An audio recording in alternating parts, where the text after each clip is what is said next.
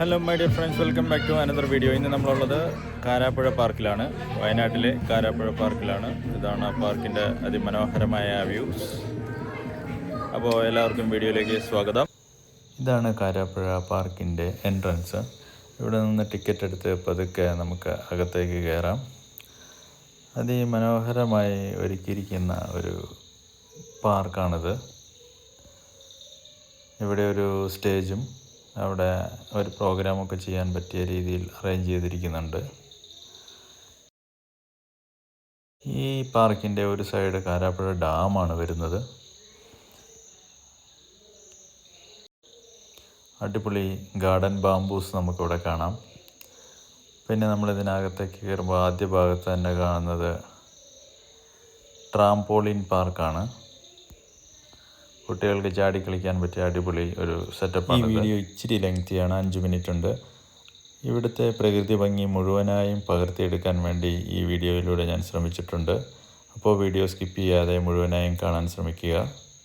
അതിൻ്റെ തൊട്ട് മുന്നിലായി ഡാലിയയുടെ ഒരു തോട്ടം തന്നെയുണ്ട്. വർണ്ണശബളമായ ഡാലിയ പൂക്കൾ ഈ തോട്ടത്തിൽ വിരിഞ്ഞു നിൽക്കുന്നു.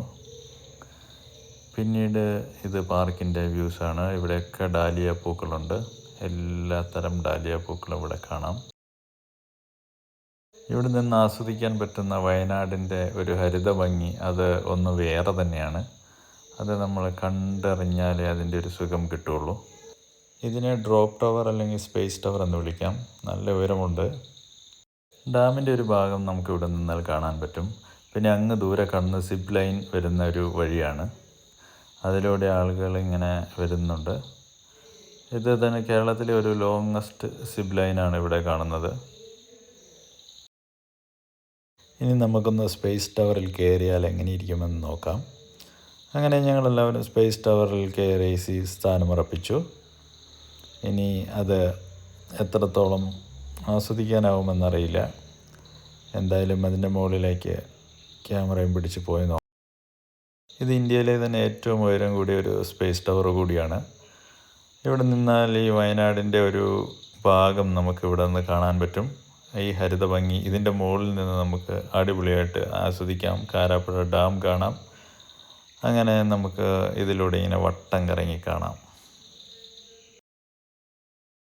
ഫോണും കൊണ്ട് കയറുന്നവർ പ്രത്യേകം ശ്രദ്ധിക്കുക. ഇത് താഴെച്ചാടി പോകാനുള്ള സാധ്യത വളരെ കൂടുതലാണ്. അതുകൊണ്ട് ഫോൺ ഉപയോഗിക്കാതിരിക്കുന്നതാണ് ബെറ്റർ.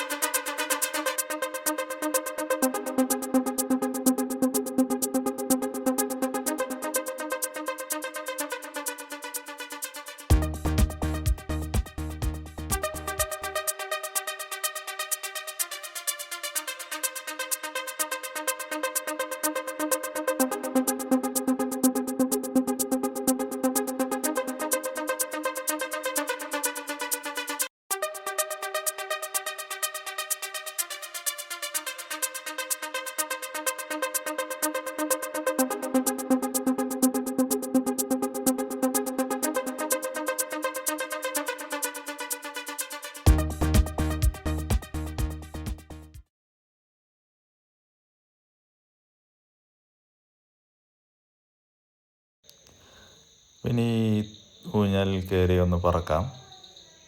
അടിപൊളി ഒരു അനുഭവമാണിത്.